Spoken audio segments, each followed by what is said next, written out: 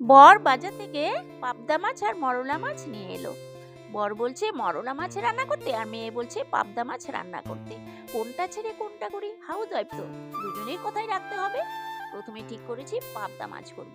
পাবদা মাছ কেটে ভালো করে ধুয়ে নুন হলুদ মাখিয়ে রেখেছি, আর ওদিকে টমেটো, পেঁয়াজ, কাঁচা লঙ্কা কেটে রেখেছি। প্রথমে পাবদা মাছ ভেজে নেব, তারপর ভেজে নেওয়ার পর ফোড়নে দেব কালো জিরে আর কাঁচা লঙ্কা দিয়ে কেটে রাখা টমেটো, পেঁয়াজ, কাঁচা লঙ্কাটা দিয়ে দিলাম।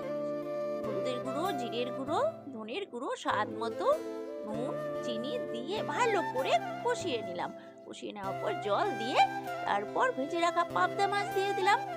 তো তৈরি হয়ে গেল পাবদা মাছের তরকারি। সবাই তো খেয়ে খুব প্রশংসা করলো, প্রশংসায় পঞ্চমুখ। আহা, কি টেস্ট হলো পাবদা মাছের তরকারি! আই হোপ তোমাদেরও খুব ভালো লেগেছে। টাটা, বাবা।